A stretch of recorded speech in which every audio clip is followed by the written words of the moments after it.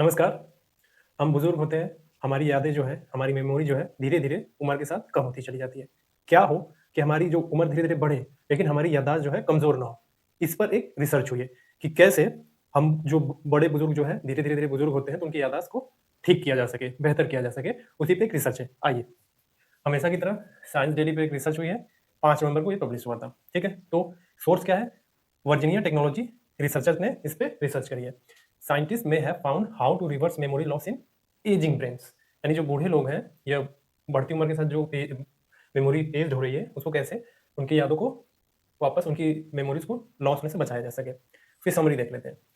लिखा है कि Virginia Tech researcher have shown that memory loss in ageing may be reversible using CRISPR tools. इस पे भी बात करेंगे, क्रिस्पर पे भी।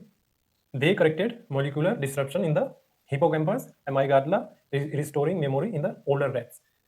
चूहों पे रिसर्च हुई है, बताएंगे आगे। Another experiments revive a silent memory gene IGF2 through target DNA methylation addition. This finding highlights that aging brain can regain function through precise molecular intervention. ये है उसकी समरी पूरी। एक एक पे बात करेंगे, हम IGF2 जीन पे बात करेंगे, क्रिस्पर टूल पे बात करेंगे। ये आप देख लीजिए, ये रिसर्च है पूरी। ये रिसर्च जो है, इसका लिंक मैं डाल दूंगा डिस्क्रिप्शन में, आपको पढ़ना हो तो पढ़ लीजिएगा, लेकिन मैं इसको बताऊंगा। ये जो पूरी रिसर्च पब्लिश हुई है ना, सोर्स बहुत सारे हैं, कहाँ कहाँ सोर्स किया गया। ये वेबसाइट बेसिकली जो जो रिसर्च हुए रहते हैं ना, उनको ये पब्लिश कर देती है लाकर। ठीक है, तो शुरू करते हैं। ये है, ठीक है। तो वर्जीनिया टेक के वैज्ञानिकों ने एक बड़ा कदम उठाया। क्या कदम उठाया? उन्होंने ये दिखाया है कि बुढ़ापे में होने वाली याददाश्त की कमी यानी मेमोरी लॉस स्थायी नहीं है। हम बूढ़े हो रहे हैं, हमारी याददाश्त जा रही है, लोग मानते हैं कि ये स्थायी है, स्टेबल है, इसके बाद कुछ नहीं हो सकता, लेकिन इन्होंने दिखाया कि स्थायी नहीं है, बल्कि इसको रिवर्स किया जा सकता है, वापस लाया जा सकता है। यही रिसर्च हुई है, ठीक है। अब सवाल है कि ये चमत्कार हुआ कैसे?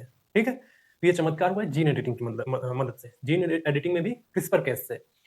अभी बात करते हैं कि क्रिस्पर क्या होता है। देखिए, क्रिस्पर जो है एक मॉलिक्यूलर सीजर है, एक कैंची है। जैसे हम कागज वगैरह काटना होता है तो कैंची का इस्तेमाल करते हैं ना, और वैसे ही जब हमारे डीएनए के लेवल पे, जीन के लेवल पे कुछ गड़बड़ी होती है तो हम एडिटिंग करते हैं उसका, वो भी मॉलिक्यूलर सीजर से। उसको बोलते हैं आणविक कैंची, ठीक है, उसी का नाम है क्रिस्पर। अभी दिखाते हैं क्रिस्पर क्या है।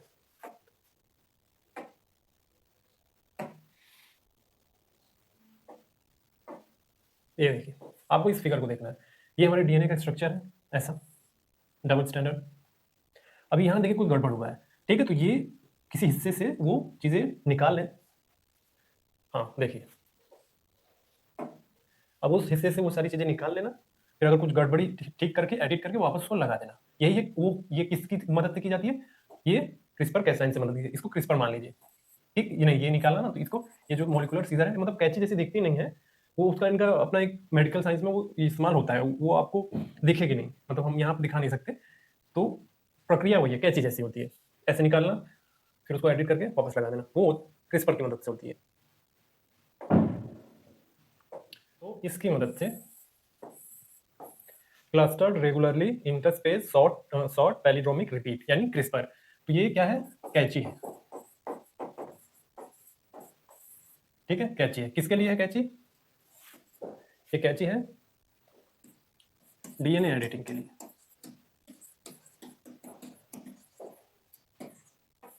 डीएनए एडिट होता है, तो इसी की मदद से हमने ये चमत्कार किया है, साइंटिस्ट ने किया है। तो ये प्रयोग किया किस पे है? ये जो इसकी मदद ली गई है, तो किस पे किया गया है? ये चूहों पे मदद किया गया है, चूहों पे रिसर्च किया गया है। तो सवाल ये है कि चूहों पर ही क्यों किया गया है? ठीक है, सवाल तो बनेगा। तो चूहों का मेमोरी सिस्टम और जो ह्यूमंस यानी हमारे मनुष्यों का जो मेमोरी सिस्टम है बिल्कुल सेम है। मेमोरी सिस्टम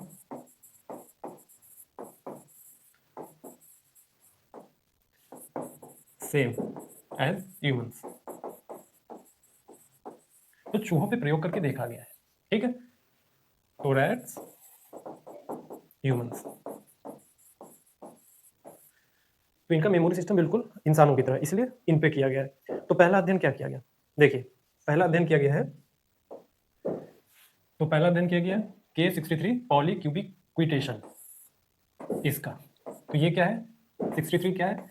पॉलीक्यूबिक्विटेशन क्या है? एक टैगिंग सिस्टम है। तो सवाल है कि टैगिंग सिस्टम क्या है, किस तरीके से इस रिसर्च किया गया। मान लीजिए आपका जो दिमाग है एक बड़ा ऑफिस है, एग्जाम्पल के लिए, ये आपका दिमाग है, ये आपका दिमाग है, ब्रेन। एक बड़ा ऑफिस है, मान लीजिए ऑफिस है। अभी इस ऑफिस में बहुत सारे काम करने वाले लोग हैं, कर्मचारी। अब इन कर्मचारियों को जो है प्रोटीन से कंपेयर कर लीजिए कि ये कर्मचारी क्या है, प्रोटीन से। आपके ब्रेन में ये कर्मचारी जो है प्रोटीन से। अब क्या होता है कि ऑफिस में हमें काम करने के लिए रेगुलेट करना पड़ता है ना लोगों को, कि आपको ये एक्स काम दिया गया है, आपको वाई काम दिया गया है, आपको जेड काम दिया गया है, आपको पी काम दिया गया है, आपको क्यू काम दिया गया है, आपको एस काम दिया गया है, आपको कुछ काम दिया जाता है, ठीक है। तो ब्रेन जो है ये ऑफिस है आपका, और उसको काम दिया जाएगा। तो इस काम को डिस्ट्रीब्यूट करके इनको रेगुलेट कौन करता है कि तुम ये करो, तुम ये करो। यही काम करता है, ये जो रेगुलेट करने का काम करता है K63 पॉलीक्यूबिटेशन, ये रेगुलेटर है। ये सबको काम बताता है क्या करना है। तो काम कौन बता रहा है?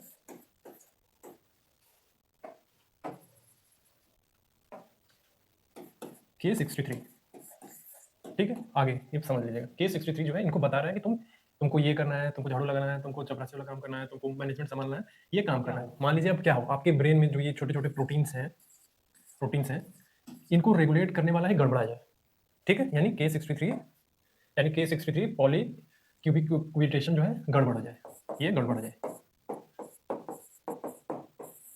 यही गड़बड़ हो जाए, ठीक है।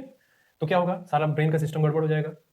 तो समस्या ये होती है, देखिए समस्या ये होती है कि जैसे जैसे उम्र बढ़ती है, जैसे जैसे जैसे आपकी उम्र बढ़ती है, वैसे वैसे ये खराब होने लगता है, ठीक है। ये खराब होने लगता है, आपके दिमाग के स्तर पे ये गड़बड़ होने लगता है। तो इसी को ठीक कर लिया जाए, यानी ये जो लेबल लगा रहा है, टैगिंग सिस्टम कर रहा है कि तुमको ये टैग कर दिया कि तुमको ये करना है, तुमको ये करना है, तुमको ये करना है, उम्र के साथ खराब होता है। अगर इसी को ठीक कर लिया जाए तो आपका दिमाग जो है फिर से जवान होने लगेगा, ठीक से सारी चीजें याद करने लगेगा। तो ये गड़बड़ हो जाता है, ठीक है। अगर इसको ठीक कर लिया जाए तो सब बेहतर हो जाएगा, ठीक है। तो आप दिमाग के दो हिस्सों को देखते हैं, टैगिंग सिस्टम जो ये कर रहा है कहाँ पे कर रहा है।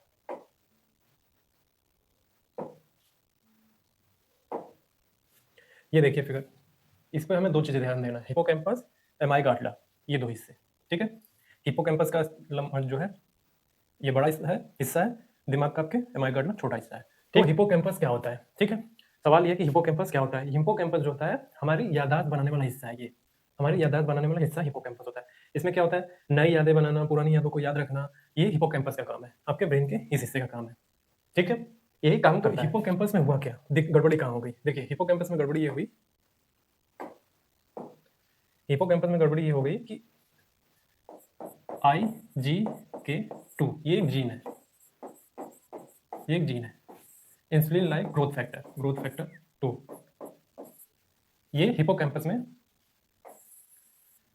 इसका संतुलित रहना जरूरी है। अगर ये संतुलित नहीं रहेगा तो हमारे ब्रेन में दिक्कत होगी। इसका हुआ क्या, ये हिपोकैम्पस जो आपके ब्रेन का हिस्सा है, IgK2 हिपोकैम्पस में ओवर एक्टिव हो गया,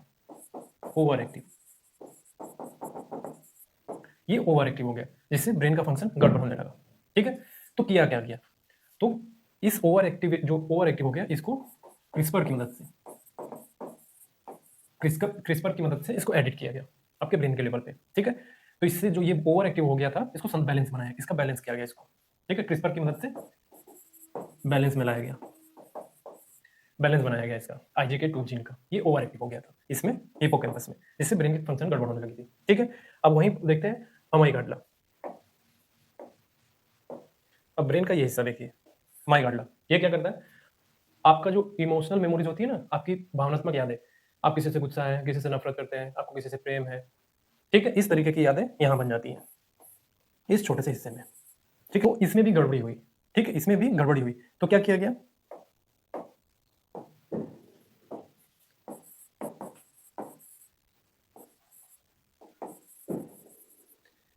इसमें भी गड़बड़ी हुई, तो क्रिस्पर से एडिट किया गया। क्या किया गया, जीन एडिटिंग की गई,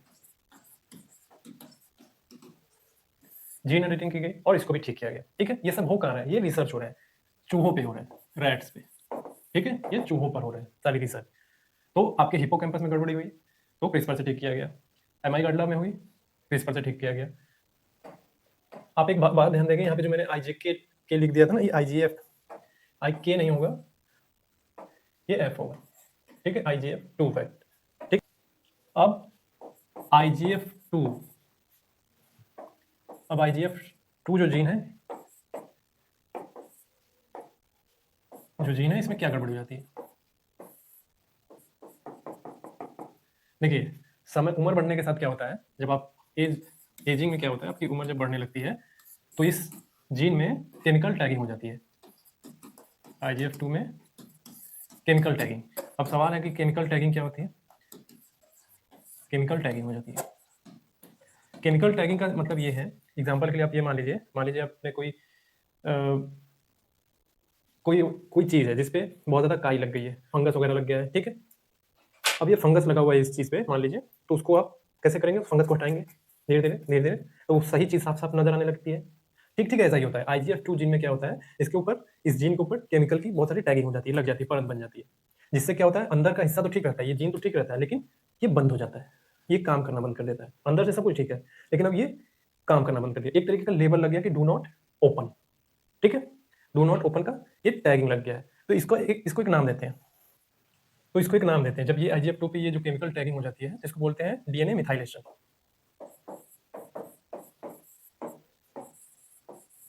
DNA मिथाइलेशन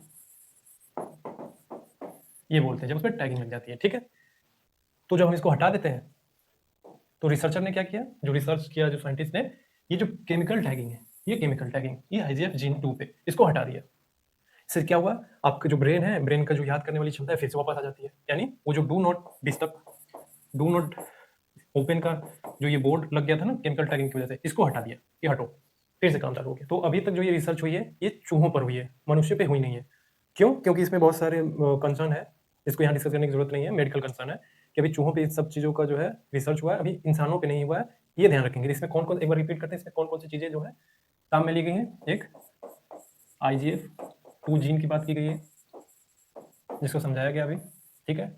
ये मेमोरी फॉर्मेशन का काम करती है। अगर यही बंद हो जाएगी तो दिक्कत हो जाएगा। मेन यही है आपके जीन के लेवल पे। और क्या बोला हमने? हिपोकैम्पस की बात की। हिपोकैम्पस में क्या होता है? हिपोकैम्पस एमाइगाडला की बात करी हमने। ये हो गया हिपोकैम्पस, IGF-2 जीन, एमाइगाडला की बात करी, क्रिस्पर की बात करी, DNA मिथाइलेशन की बात करा।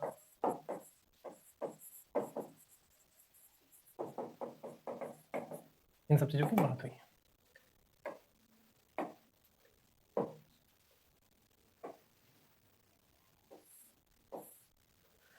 तो अब ये जो रिसर्च है, अब सवाल है कि ये रिसर्च तो बता दिया जाए कि ये बुजुर्ग चूहों में हुआ है, जो बुजुर्ग हो रहे थे चूहे, ठीक है? तो ये बुजुर्गों की जो मेमोरी जो जाती है धीरे-धीरे उम्र बढ़ने के साथ, उसको कैसे रिवर्स किया जा सके, इसी के बारे में, ठीक है? तो ये इस्तेमाल कहाँ-कहाँ से हो सकता है, ठीक है ना? तो वैज्ञानिकों ने इसको साबित किया है कि बुढ़ापे में भूलना जो है किस्मत नहीं होती है, बल्कि एक मॉलिक्यूलर लेवल पे गड़बड़ी हो जाने की वजह से मेमोरी जाती है। अब बस हम उसी को ठीक कर लेंगे, जो कि उन्होंने चूहों पे एक्सपेरिमेंट करके ठीक कर दिया है। अब इंसानों पे करना बाकी है, और इसे हम सुधार के याददाश्त को ठीक कर सकते हैं।